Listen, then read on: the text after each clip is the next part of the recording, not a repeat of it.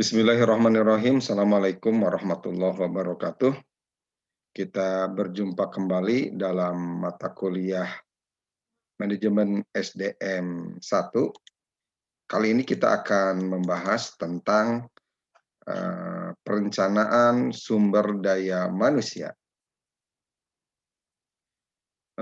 Bicara tentang perencanaan sumber daya manusia, dipahami bahwa perencanaan sumber daya manusia merupakan proses yang sistematis untuk meramalkan permintaan atau demand dan penawaran SDM di masa depan.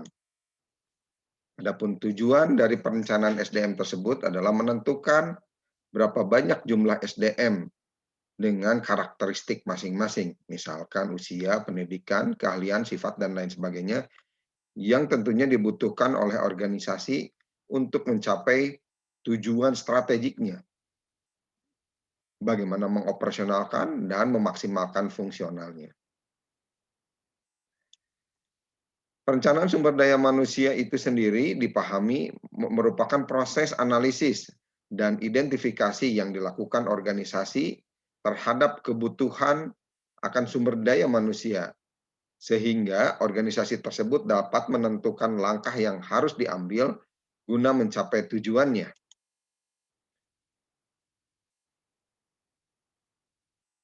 Selain itu, menurut Mondi, perencanaan SDM dipahami sebagai proses sistematis untuk mencocokkan supply atau pasokan karyawan internal dan eksternal dengan lowongan-lowongan jabatan yang diperkirakan muncul dalam organisasi sepanjang periode waktu tertentu.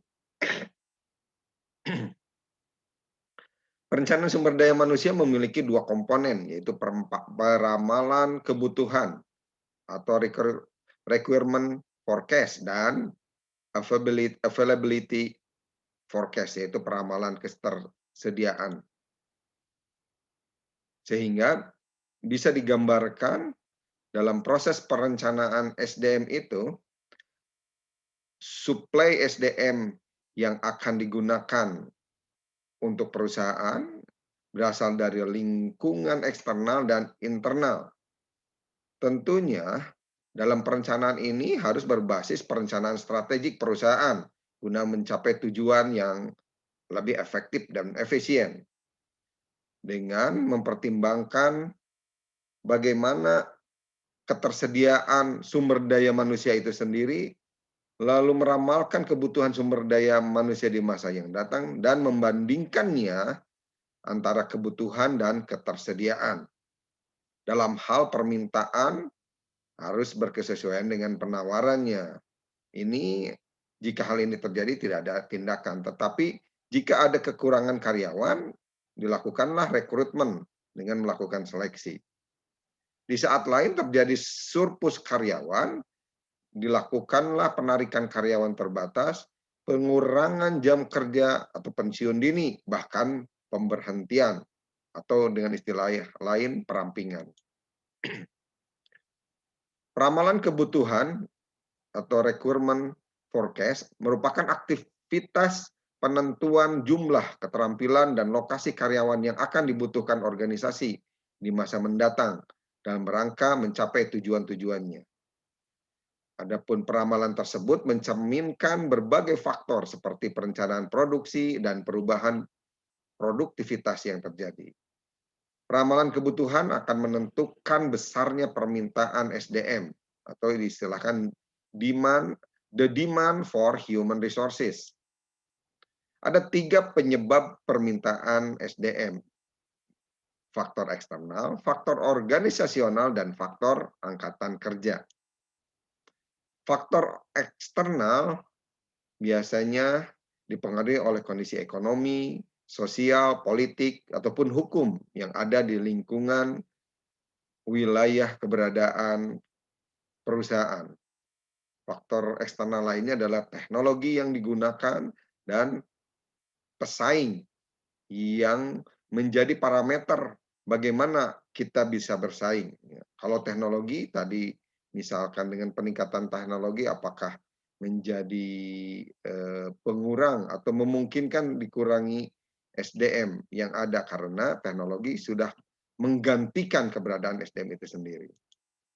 Faktor organisasional dipengaruhi oleh rencana strategik perusahaan dalam mencapai tujuan utama dari perusahaan, lalu juga mempertimbangkan anggaran yang ada dan ramalan penjualan serta produksi di masa yang akan datang. Atau juga pengembangan perusahaan baru dan adanya desain ulang atau format ulang berkaitan dengan organisasi dan jabatan. Faktor lainnya adalah faktor angkatan kerja, adanya ya karyawan yang pensiun atau pengunduran diri atau pemberhentian, bahkan juga kematian dan kemangkiran. Ini menjadi pertimbangan permintaan SDM itu sendiri. Selanjutnya, metode peramalan kebutuhan SDM. Yang pertama, ada istilah zero based forecasting, di mana metode ini menggunakan tingkat kekaryawanan organisasi saat ini dianalisis sebagai titik awal untuk menentukan kebutuhan penyediaan staf di masa depan. Metode selanjutnya, bottom up approach. Setiap level yang berurutan dalam organisasi, mulai yang terendah, meramalkan kebutuhannya, hingga akhirnya menghasilkan ramalan keseluruhan mengenai karyawan yang dibutuhkan. Yang ketiga, metode yang berbasis hubungan antara volume penjualan dengan jumlah karyawan yang dibutuhkan. Salah satu prediktor tingkat kekaryawanan yang paling berguna adalah volume penjualan. Ada hubungan positif antara permintaan produk dengan jumlah karyawan yang dibutuhkan. Ini juga berkait dengan tipe perusahaannya. Kalau berbasis pemasaran tentu berhitung tentang volume penjualan. Kalau misalkan manufaktur berbasis produksi, volume produksi yang menjadi pertimbangan. Yang keempat, model simulasi, di mana teknik peramalan ini dengan melakukan eksperimen mengenai situasi nyata menggunakan model yang diukur secara matematis. Peramalan ketersediaan SDM, Availability Forecast Human Resource, merupakan aktivitas untuk memperkirakan kemampuan perusahaan untuk mendapatkan karyawan-karyawan dengan keterampilan yang dibutuhkan dan dari mana sumbernya. Lalu dalam rangka meramalkan ketersediaan berkaitan dengan penawaran SDM, manajer sumber daya manusia mengamati sumber-sumber internal, yaitu dari karyawan yang hari ini dipekerjakan, dan juga sumber-sumber eksternal yang ada di pasar tenaga kerja. Berbicara tentang penawaran SDM, ada dua hal yang diperhatikan, yaitu estimasi penawaran internal dan estimasi penawaran eksternal. Estimasi penawaran internal didukung oleh hasil audit SDM, lalu juga berbasis rencana suksesi di struktur organisasi dan bagian penggantian. Untuk estimasi penawaran eksternal dipengaruhi oleh kebutuhan eksternal dan melakukan analisis pasar tenaga kerja, juga sikap masyarakat yang disertai oleh kondisi demografi masyarakat sekitar. Penggunaan basis data SDM. Banyak karyawan yang dibutuhkan untuk posisi-posisi masa depan di satu perusahaan. Mungkin sudah bekerja di perusahaan itu sendiri.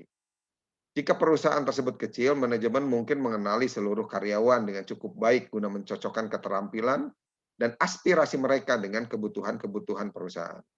Namun, seiring dengan tumbuhnya perusahaan, proses pencocokan menjadi lebih sulit, di mana basis data digunakan oleh organisasi-organisasi yang menganggap serius permasalahan sumber daya manusia guna dapat mencocokkan orang-orang dengan posisi yang tepat. Selanjutnya, penggunaan basis data SDM. Ini berkaitan dengan kemajuan teknologi telah menciptakan cara-cara mengelola dan menganalisis informasi. Basis data saat ini mencakup informasi mengenai seluruh karyawan manajerial dan non-manajerial. Sebelum dirasa perlu mencari sumber eksternal, perusahaan dapat menggunakan basis data tersebut untuk meneliti dalam perusahaan itu sendiri guna melihat keberadaan para karyawan dengan kualifikasi yang dibutuhkan. Tren yang meningkat adalah perusahaan secara otomatis memberitahukan adanya posisi-posisi baru kepada para karyawan yang tentunya telah memenuhi syarat.